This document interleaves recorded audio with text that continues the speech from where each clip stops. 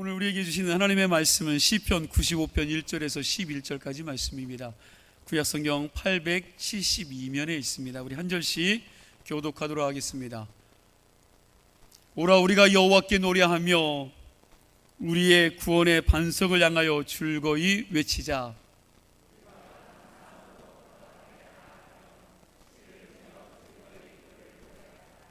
여호와는 크신 하나님이시여 모든 신들보다 크신 왕이시기 때문이로다.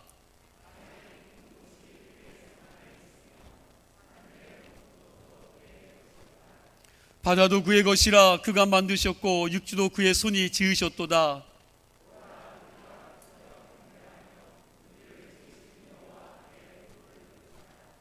그는 우리의 하나님이시여 우리는 그가 기르시는 백성이며 그의 손이 돌보시는 양이기 때문이라.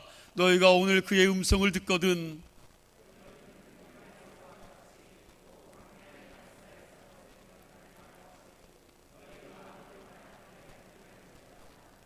그때에 너희 조상들이 내가 행한 일을 보고서도 나를 시험하고 조사하였도다.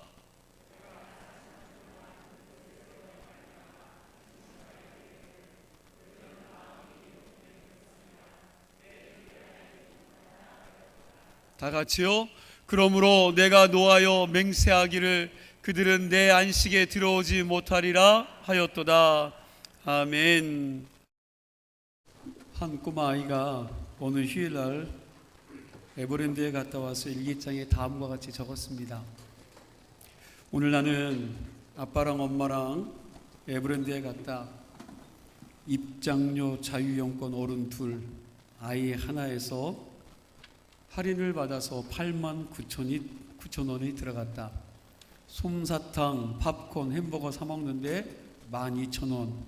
그리고 점심 저녁 음료수 값에서 8만 원이 들어갔다. 기념품 장난감 사는 데는 얼마의 돈을 썼다. 에버랜드에 놀러 가는 것은 정말 대단한 일이었다. 오늘 하루 우리는 무려 22만 원을 썼다. 이 꼬마가 그 다음날 교회에 가서 예배 드리고 와서 저녁에 일기장에 이렇게 또 썼습니다. 오늘은 엄마랑 아빠랑 교회에 갔다. 나는 1,000원, 엄마는 3,000원, 아빠는 5,000원. 하나님께 헌금을 드렸다. 하나님은 에버랜드에 있는 바이킹보다도 싼 분이신 것 같다. 9,900원이면 먹고 떨어지신다. 여러분 아주 계산을 잘하는 꼬마이죠. 사실 이게 우스갯소리인데 제가 참 우스갯소리를 잘 못합니다. 언제 웃어야 될지 말아야 될지 고민하시는 것 같은데 참 어렵습니다. 여러분 이 짧은 예화를 드렸지만 아무것도 모를 것 같은 꼬마의 눈에는 아버지와 어머니의 신앙 가치관과 인생 가치관이 적나라하게 드러나는 그런 글입니다. 우리는 하나님을 믿으면서 하나님이 우리 인생의 주인이시라고 말을 합니다. 하나님이 우리를 너무너무 사랑하셔서 당신의 하나밖에 없는 외아들 예수 그리스도를 우리 위해 죽으셨다라는 그 사실을 믿는다라고 고백을 합니다. 그리고 우리는 지혜의 왕 솔로몬이 지은 시편 127편 1절에서 2절 말씀을 여러분과 제가 잘 알고 있습니다. 여러분 오늘 이 말씀을 한번 읽어보도록 하겠습니다. 시편 127편 1절에서 2절 말씀입니다. 함께 읽습니다. 여호와께서 집을 세우지 아니하시면 세우는 자의 수고가 헛되며 여호와께서 성을 지키지 아니하시면 파수꾼이 깨어 있음이 헛되도다. 너희가 일찍이 일어나고 늦게 누우며 수구의 떡을 먹음이 헛되도다. 여러분 우리는 이런 말씀을 들으면서 여러분 이렇게 말하기도 합니다. 그래 맞아. 하나님이 도와주지 않으면 우리가 아무리 수고하고 노력해도 다 헛것일 수밖에 없어. 그러면서도 우리는 결정적인 순간에 하나님이 우리에게 가장 소중한 분이라는 사실을 너무나도 자주 잃어버리고 살아갑니다. 결정적인 순간에 하나님을 별로 중요하게 여기지 않습니다. 자신을 위해서는 많은 돈을 아끼지 않고 쓰지만 인생의 주인이신 그 하나님을 위해서 우리는 단돈 몇 푼 쓰는 것에 대해서 인색하게 살아갑니다. 하나님의 교회를 위해서, 그리고 사랑하라고 곁에 붙여준 사람을 위해서 시간과 돈을 쓰는 것에 대해서 아깝다고 생각할 때가 많이 있습니다. 내 몸을 위해서 불편한 병원 의자에 한참 대기하고 앉아 있는 것들도 맞이하지 않고 기꺼이 그 시간들을 드리죠. 머리 하는데 몇 시간을 들어도 머리만 잘 나오면 그 긴 시간이 아깝지 않습니다. 목욕탕이나 찜질방이나 마사지를 받을 때 이게 빨리 끝나면 어때요? 돈이 아깝고 그러면 시간이 아깝습니다. 조금이라도 더 있다가 가고 싶은 마음이 듭니다. 그러나 하나님 앞에 예배드리러 나올 때 조금 일찍 10분, 20분 먼저 나오는 것에 대해서는 굉장히 인색합니다. 사랑하는 애인을 위해서, 그리고 어디 놀러 갈 때 약속 시간 30분, 1시간 먼저 나와서 기다리는 건 기분이 굉장히 좋고 기다려지는데, 늦게 귀가해도 그저 즐겁기만 한데, 하나님 만나는 이 예배 시간 5분, 10분이라도 늦게 예배가 끝나게 되면 벌써 어떻게 해요? 마음이 초조해지고 몸이 들썩들썩거리는 것이 여러분과 저의 모습입니다. 우리가 정말 하나님 앞에 양심이 있는 신앙인이라면 한번 좀 깊이 있게 생각해 보아야 될 문제입니다. 하나님께서 당신의 하나밖에 없는 외아들을 십자가에 죽이실 만큼 여러분과 저를 사랑하시고 소중히 여기셨습니다. 그래서 이사야서 49장 15절 말씀에 이렇게 이야기를 하죠. 우리 함께 읽습니다. 여인이 어찌 그 젖먹는 자식을 잊겠으며 자기 태어서 낳은 아들을 긍휼히 여기지 않겠느냐. 그들은 혹시 잊을지라도 나는 너를 잊지 아니할 것이라. 아멘. 여기서 보면 그들은 혹시 잊을지라도 나는 뭐 하겠다고요? 너를 잊지 않을 것이다. 자기 태에서 태어난 아들을 잊어버리는 비정한 엄마가 혹시 있을지 모르지만 나는 결코 너희를 잃어버리지 않을 것이다. 우리가 이런 엄청난 사랑을 받아 누리는 하나님의 아들, 딸이 되었음에도 불구하고, 그리고 지금도 매 순간 그 은혜를 받아 누리면서 살아감에도 불구하고 우리는 얼마나 자주 그 하나님을 잃어버리고 살아가는지 모른다라는 거예요. 정말 우리가 하나님을 사랑하는 것일까? 여러분, 하나님 사랑하고 계십니까? 여러분, 정말 하나님을 믿으십니까? 하나님이 여러분들의 주인이시고 여러분들의 삶의 주인공이십니까? 여러분들을 구원할 구원자이십니까? 과연 우리가 믿고 고백하는 만큼 우리가 정말 하나님을 소중한 분이라고 생각하고 살아가십니까? 저는 가끔 보니까 아닌 분들이 너무 많은 것 같습니다.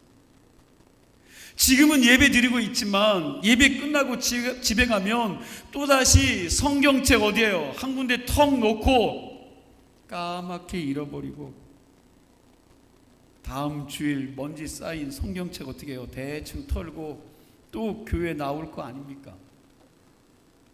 이렇게 월요일부터 토요일까지 말씀도 하나님도 까맣게 잃어버리고 삽니다. 그러고도 그 하나님이 우리의 주인이라고 그러는데 제가 보기에는 아닌 것 같습니다.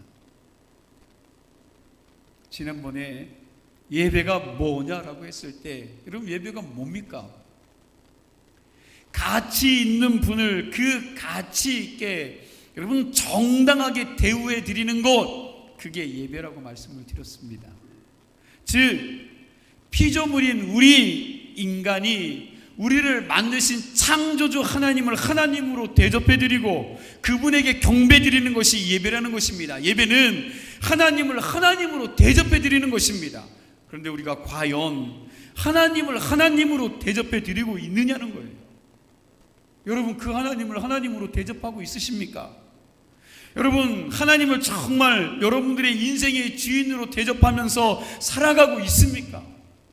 아니면 그분을 내 종업원쯤으로 내가 월급 주면서 쓰는 사람처럼 대하고 있지는 않으십니까? 이걸 한번 오늘 깊이 있게 생각해 보자는 것입니다. 대령에서 장군으로 진급할 때 복식 규정이 한 150가지 정도가 바뀐다고 그래요. 저는 잘 모르는데 그렇게들 이야기를 합니다. 대령에서 별 하나 되는 것은 겨우 계급 하나 차이인데도 불구하고 옷이나 대우에 대한 규정이 150가지가 바뀌니 엄청난 일입니다. 정복이 바뀌고 전투모가 바뀌고 그리고 계급장이 바뀌고 타고 다니던 차가 바뀌고 집이 달라지고 밑에 참모의 숫자가 달라집니다. 대우가 확 달라진다는 것입니다. 별 하나를 달아도 그렇게 대우가 엄청나게 달라지는데 만약에 대통령을 별 하나 장군 정도로만 대우한다면 이건 대통령에 대한 엄청난 모독이 될 것입니다. 하물며 온 세상을, 온 우주를 창조하신 전지전능하신 하나님을 우리가 별 하나짜리 장군만도 못하게 대접한다면 하나님에 대한 얼마나 큰 모욕이 되겠습니까? 내가 데리고 있는 직원이나 회사 부원 직원들처럼 대한다면 이건 말도 안 되는 일입니다. 그럼에도 불구하고 우리는 하나님을 그보다 못하게 대우하는 적이 얼마나 많이 있는지 모릅니다. 이 시간 우리가 이렇게 규칙적으로 정한 시간에 하나님께 예배드리고 있는데 정말 하나님을 하나님으로 대접해 드리면서 그분께 합당한 예배를 드리고 있는지 생각해 보시기 바랍니다.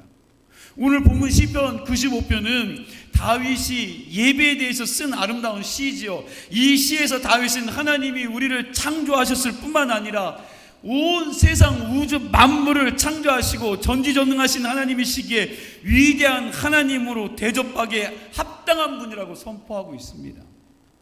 우리 다시 한번 다윗의 마음을 가지고 다윗의 마음을 생각하면서 1절부터 6절까지 말씀을 같이 교독해서 읽도록 하겠습니다. 오라 우리가 여호와께 노래하며 우리의 구원의 반성을 향하여 즐거이 외치자.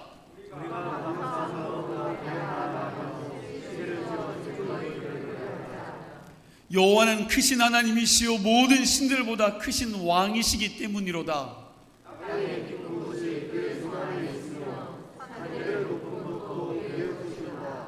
바다도 그의 것이라 그가 만드셨고 육지도 그의 손이 지으셨도다.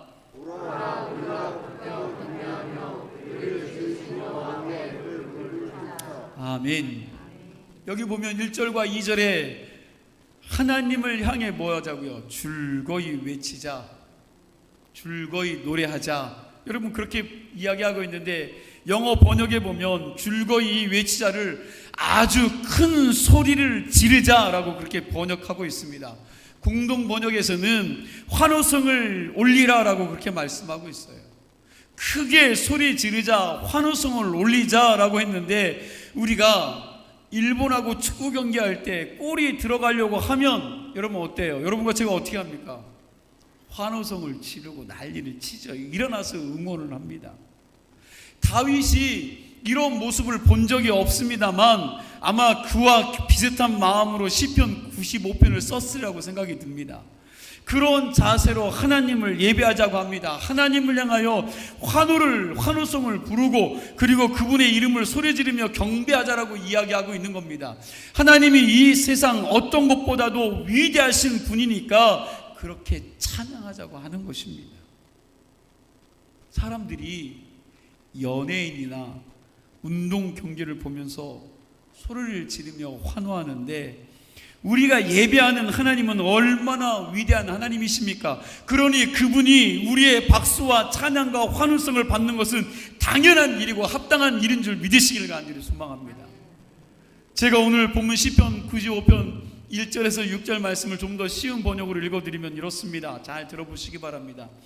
어서 와서 여호와께 기쁜 노래를 부르자. 우리 구원의 반석이신 그분 앞에 환호성을 올려드리자. 감사로 노래 부르며 그 앞에 나아가자. 노랫가락에 맞추어서 함성을 지르자. 여호와는 높으신 하나님, 모든 신들을 거느시는 높으신 임금님, 깊고 깊은 땅속도 그분의 수중에 있도다. 높고 높은 산들도 다 그분의 것이로다. 바다도 그의 것, 그분이 만든 것이라. 굳은 땅도 그분 손이 빚어낸 것이다. 어서 와서 허리 굽혀 경배를 드리자. 우리를 지으신 여호와께 무릎을 꿇자. 여러분, 하나님이 어떤 분이십니까? 유명 인사나 인기 가수나 배우와는 비교도 할 수 없는 분인 줄 믿으시기 바랍니다. 그러니까 우리가 힘을 다하고 인격을 다해서 우리의 속에 있는 모든 에너지와 정성을 다 쥐어짜서 하나님, 나는 당신을 사랑합니다. 하나님, 나의 찬양을 받으시옵소서, 나의 예배를 받으시옵소서, 내 삶을 받으시옵소서, 우리에게 베풀어 주신 은총과 축복이 너무너무 감사합니다 하고 여러분 환호성을 지르고 여러분 그렇게 하나님을 경배하라는 겁니다. 이게 누구의 생각이에요? 여러분 다윗의 생각입니다. 다윗이 이야기하고 있는 거예요. 여러분, 사실 우리 예수쟁이들이 세상 어디 가서 소리 지르겠습니까? 여러분, 노래방 가서 소리 지르겠습니까? 아니면 사장님과 친구들과 친분이 있는 사람들과 부인들과 남편들과 함께 한잔하면서 소리 지르시겠습니까? 우리 예수 믿는 사람들은 그저 예배당에 와서 예배하면서 하나님을 찬양하고 그 하나님 앞에 기도하면서 내 속에 있는 모든 것들을 쏟아 부어 놓을 수 있는 사람들이 오늘 여러분과 저인 줄 믿습니다. 다른 곳에서 가서 하는 게 아니라 예배하면서 그 하나님을 찬양하면서 말씀을 들으면서 그분 앞에 기도하면서 그때 하나님께서 주시는 은총을 누리고 치유와 회복케 하시는 그 하나님의 능력을 체험하고 그리고 그 하나님이 주신 은혜와 축복을 가지고 세상에 나아갈 때에 승리하는 삶을 살리라 믿습니다. 그러니 우리가 예배당 안에서조차도 소리 한번 못 지르면 여러분 어디 가서 소리 지를 수 있겠습니까? 이 예배당에서 손을 들고 환호하며 하나님을 찬양하지 못한다면, 여러분들 안에 있는 것들을 주님 앞에 꼬집어내지 못한다면 어디 가서 이 일들을 할 수 있겠습니까? 우리의 영적인 건강을 위하여 정성을 모아 힘차게 한번 소리 질러봤으면 좋겠습니다. 할렐루야 하면 여러분 아멘 해주시기를 간절히 소망합니다. 할렐루야! 아멘! 여러분 이거 골 들어갈 때 정성을 모아 좀 소리를 질렀으면 좋겠습니다. 여러분 다시 한번 하겠습니다. 할렐루야! 아멘! 아멘! 여러분 이 순간 하나님이 기뻐 받으시라 믿습니다. 아멘. 여러분 이제부터는 여러분들이 예배를 통해서 할렐루야 아멘을 좀 자주 하시고 은혜가 되시거든 할렐루야도 하시고 여러분 그 말씀이 옳거든 아멘으로 하나님 앞에 예배 드리는 자들이 되길 간절히 소망합니다. 우리 예배가 경직되어서 드려지는 것이 아니라 앞으로 하나님의 은혜에 좀 더 영적으로 반응하는 감격된 예배를 드릴 수 있는 여러분과 제가 되기를 간절히 축원합니다. 여러분 여기에 여러분들에게 묻겠습니다. 요즘 여러분들이 하나님께 드리는 찬양 한마디 한마디에 여러분들의 정성과 마음과 중심을 실어서 여러분 그렇게 하나님 앞에 찬양하고 있으십니까? 혹시 노래방 가서 감정 실어서 노래하는 그 정성만도 못 되는 그런 찬양을 하나님께 드리지는 않고 있습니까? 한번 좀 여러분들 자신을 돌아보시기 바랍니다. 지난번에 말씀을 드렸듯이 어떤 사람이 교인들이 예배 드리는 모습을 보고 수면파, 주보교정파, 실속파, 딴생각파, 스케줄 정리파 등으로 나누었는데 여러분 이렇게 강단에서 예배 드리고 있는 교인들의 모습을 보면 죄송하지만 정말 다양합니다. 예배 시작하자마자 자리 잡고 뭐 하는 분요? 졸려고 자리 잡는 사람이 있습니다. 예배 시작하면 핸드폰 딱 꺼내놓고 오늘 실시간 뉴스가 무엇인지 검색하는 분이 있습니다. 그리고 혹여나 보내지 못한 문자를 보내는 사람이 있습니다. 딴 생각하는 분들이 있습니다. 옆 사람과 소근소근대고 쪽지 나눠주는 사람이 있습니다. 그리고 주보를 보면서 틀린 거 찾고 낙서하시는 분들이 보입니다. 여러분 앞에 서면 하나도 안 보일 것 같지만 죄송합니다. 다 보이죠. 다 보여요. 앞 사람이 등치가 크니까 안 보이겠지? 아니요. 다 보입니다. 누가 말씀을 잘 듣는지, 누가 말씀에 대해서 잘 반응하고 있는지, 그 말씀을 듣지 않고 있는지 여러분 다 보인다라는 거예요. 앞에서 설교하는 목사의 눈에도 그게 보이는데 불꽃 같은 눈동자로 우리를 지켜보시는 하나님 눈에 그게 안 보이시겠습니까? 전지전능하신 하나님을 모셔놓고 그분의 은혜를 받고자 하는 사람들이 그러한 자세로 하나님을 가볍게 대하면 어떻게 은혜를 받을 수 있냐는 거지요.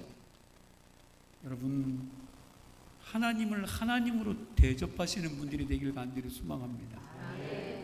창세기 4장 5절 말씀해 보니까 참된 예배를 드리는데 실패한 가인에 대해서 이렇게 적어 놓았습니다. 우리 같이 읽겠습니다. 가인과 그의 재물은 받지 아니하신지라 가인이 몹시 분하여 안색이 변하니. 여기 보니까 하나님 앞에 온전한 예배를 드리는데 실패했어요. 누가요? 예, 가인이 실패했습니다. 가인이 실패했는데 가인의 첫 번째 모습이 어떻게 나타납니까? 가인이 몹시 분하여 뭐가 변했어요? 그렇죠, 이 얼굴이 변한 거예요. 안색이 변했습니다. 그러니 이 마음이 몹시 뭐예요? 분해지는 거예요. 분해지는 겁니다. 얼굴 속이 안 좋게 변했습니다. 즉 예배에 실패한 사람의 첫 번째 모습이 뭐냐면 마음의 평화를 상실하는 거예요. 마음의 평화가 빠져나가니까 그 안에 뭐가 채워져요? 여러분, 분노가 생기는 분노. 옆에 있는 사람에게만 분노하는 것이 아니라 하나님을 향해서도 화를 낸다는 것입니다. 예배에 실패한 가인이 얼굴색이 바뀌면서 누구에게 분냈다고요? 하나님에게까지 분내니까 하나님이 가인에게 이렇게 말씀하시는 거지요. 창세기 4장 6절과 7절 말씀 우리 함께 보겠습니다. 함께 봅니다. 여호와께서 가인에게 이르시되 내가 분하여함은 어찌 됨이며 안색이 변함은 어찌 됨이냐? 내가 선을 행하면 어찌 낯을 들지 못하겠느냐? 선을 행하지 아니하면 죄가 문에 엎드려 있느니라. 죄가 너를 원하나 너는 죄를 다스릴지니라. 아멘. 가인이 참된 예배를 드리지 못했을 때 먼저 마음의 평강이 상실됐을 뿐만 아니라 그에게 뭐가 변했다고요? 뭐가요? 안색이 변했다라는 거예요. 얼굴이 변한 겁니다. 그래서 표정만 봐도 이 사람이 예배 드리는 자인지, 표정만 봐도 이 사람이 분이 있는지 없는지, 이 사람 마음이 편한지 안 편한지가 뭐에서 드러난다고요? 이 안색에서 드러난다는 거예요. 얼굴만 봐도 안다는 겁니다. 그리고 나서 그 안에 평강이 상실되는 거죠. 그러나 예배를 온전히 드리는 사람에게는 하나님이 주시는 마음과 심과 평강이 있습니다. 믿으십니까? 우리가 예배 잘 드리고 나면 예배를 통해서 위로부터 오는 하나님의 평강이 경험되어지고 뭔가 불안하고 기쁨이 없었던 성도들의 심령 가운데 기쁨이 생기고 자유함이 생기고 생기가 드러나는 줄 믿으시길 간절히 소망합니다. 이게 예배자에게 주어지는 은혜예요. 두 번째로 예배에 실패한 사람은 죄에 매이는 인생을 살 수밖에 없어요. 뭐에 매인다고요? 예, 죄에 매입니다. 죄. 하나님의 사람은 어디를 가든지 여러분 들어가도 복을 받고 나가도 뭘 받아요? 복이에요. 복. 그러니까 이 사람은 복덩어리입니다. 어디를 가든지 이분은 복이 뚝뚝뚝 떨어지는 거예요. 집에 들어가도 복을 받고 나와서 다른 곳을 들어가도 여러분 이분이 가는 곳마다 복이 뚝뚝 떨어진 거죠. 그런데 가인은 문은 열고 나가도 거기에는 뭐가 있어요? 죄죠. 죄가 엎드려 있고 문을 열고 들어가도 거기에는 죄가 있습니다. 죄에 매인 인생을 살아가는 거죠. 무슨 이야기입니까? 예배에 실패한 인생은 죄에 매여서 살 수밖에 없다는 겁니다. 하나님의 은총과 축복과 하나님의 능력을 예배 속에서 체험하지 못하는 사람은 자신의 영혼이 메말라 버리고 그리고 이 세상 사는 동안 죄에 매여서 살 수밖에 없다는 사실이에요. 그래서 가인은 결국 죄의 종이 되어서 그 질투심 때문에 자기 동생을 죽이는 거죠. 여러분 이게 죄에 매이는 겁니다. 그리고 그 동생을 죽여서 어떻게 해요? 땅에 파묻었습니다. 그리고 난 다음에 하나님의 책망의 소리를 듣는 그 순간에도 가인은 회개하지 않고 오히려 하나님께 대드는 거죠. 이게 죄의 속성입니다. 하나님이 물어보는 거예요. 야, 내 동생 아벨이 어디 있느냐 물으시니까 동생을 죽여놓고도 양심의 가책을 느끼지 않습니다. 사람을 죽여놓고도 여러분 전혀 양심의 가책을 느끼지 않아요. 동생을 죽여놓고 하는 말이 뭐예요? 내가 내 동생이를 지키는 사람인 줄 아십니까? 뭘 하나님 앞에 대드는 거예요. 대드는 거예요. 하나님은 이런 가인을 용서하실 수가 없었어요. 이런 가인을 용서할 수 없었습니다. 그래서 하나님은 가인을 내쫓지요. 그 결과가 창세기 4장 13절과 14절 말씀입니다. 가인이 이렇게 하나님 앞에 울부짖습니다. 우리 함께 읽습니다. 가인이 여호와께 아뢰되 내 죄짐을 지기가 너무 무거우니이다. 주께서 오늘 이 지면에서 나를 쫓아내시온즉 내가 주의 낯을 배웁지 못하리니 내가 땅에서 피하며 유리하는 자가 될지라 물은 나를 만나는 자마다 나를 죽이겠나이다. 얼마나 뻔뻔스럽습니까? 자기 동생을 죽였으니 자기를 만나는 모든 사람들이 자기를 죽일지 모른다는 공포심이 그 마음속에 들어오니까 불안감으로 가득 차게 되었지요. 아니, 자기 동생 죽여놓고도 오히려 자기 죽을까봐 겁을 내는 거죠. 불안한 겁니다. 이게 예배의 실패자들의 모습이라는 거예요. 양심의 가책을 느끼지 않아요. 전혀 죄에 대해서, 여러분, 죄에 대해서 느끼지 않습니다. 여러분들이 혹시 다른 것에 좀 실패할 수 있을지 몰라도 예배만큼은 반드시 승리하는 예배의 성공자들이 되시기를 간절히 축원합니다. 예배의 성공자들이 되셔요. 우리는 예배의 성공자가 되어야 합니다. 예배를 통해서 하나님이 부어주시는 축복을 풍성하게 받아 누릴 수 있는 여러분들이 다 되시기를 간절히 소망합니다. 하나님은 당신에게 신령과 진정으로 예배하는 자들을 찾으신다고 말씀하고 있어요. 저는 기도합니다. 하나님이 찾으시는 교회가 우리 중문진 교회가 되었으면 좋겠고, 하나님이 찾으시는 사람이 오늘 이 예배 드리는 여러분과 제가 되었으면 좋겠습니다. 하나님께서 쓰시고자 할 때에 하나님께서 오늘 여러분과 저를 부르셔서 쓰임받는 자들이 되기를 간절히 축원합니다. 그런 자들을 찾으실 때 주님, 우리 교회를 사용하여 주시옵소서. 그런 교인을 찾을 때 오늘 우리 중문진 교회 성도들을 찾아주시옵소서. 여러분, 그렇게 기도하고 있어요. 그렇게 함께 기도하기를 간절히 소망합니다. 예배의 본질적 목적은 지난번에도 말씀드렸듯이 무엇을 받기 위해서가 아니에요. 여러분, 예배는 무엇을 받기 위해서가 아닙니다. 예배는 벌써 하나님의 은혜를 받은 자들의 신앙 고백인 줄 믿으시기 바랍니다. 여러분들이 받은 은혜, 여러분들에게 부어주신 은혜, 여러분들의 행하신 그 은혜에 감사해서 고백드리는 것이 예배예요. 예배. 그러한 진정한 예배를 드릴 수 있기를 간절히 소망합니다. 우리는 예수 그리스도의 보배로운 피로 죄 사함을 받고 구원받은 자들이기에 오늘 당장 죽어도 천국에 갈 것입니다. 믿으십니까? 이것이 여러분 큰 축복이죠. 이거보다 더 큰 축복이 어디 있습니까? 여러분, 가장 큰 축복은 예수 믿고 구원받은 것이요, 죄에서 자유케 된 것이요, 내가 하나님의 자녀 된 것이 가장 큰 축복인 줄 믿으시기 바랍니다. 그리고 하나님은 지금도 임마누엘로 우리와 함께하면서 당신의 능력으로 우리를 지켜주시고 보호해주시고 있습니다. 또한 우리가 이 세상을 떠나는 마지막 순간까지도 예수 그리스도의 은총 안에서 우리를 보호해 주실 것을 믿으시기 바랍니다. 이렇게 우리가 하나님의 은혜로 구원받고, 그리고 지금도 임마누엘로 함께 하시고, 또한 하나님 나라 갈 때까지 나와 동행하시겠다고 말씀하시는, 그리고 나를 인도하시겠다고 말씀하시는, 여러분, 이 하나님을 예배하는 것은 당연한 예배인 줄 믿으시기 바랍니다. 이것이 특권이에요. 사실 이것들 외에 또 보너스로 우리에게 주신 것들이 너무너무 많이 있죠. 여러분, 소소하게 주시는 은총들이 있습니다. 소소하게 하나님께서 행해 주시는 역사들이 있습니다. 그러니 우리가 그 은혜에 감사하면서 하나님께 예배드리는 것은 마땅한 일인 줄로 믿으시기 바랍니다.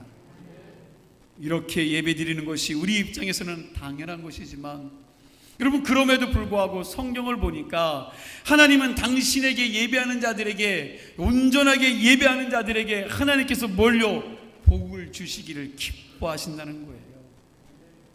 정말 우리는 예배를 드리는 중에 가로막혀 있던 인생의 문제가 열리는 것을 경험합니다. 예배를 온전히 드릴 때 우리 죽어가던 영혼들이 소생하고 살아나는 것들을 경험합니다. 심지어 육체의 질병도 예배드리다가 고침을 받고 체험하는 놀라운 은혜들을 경험하게 됩니다.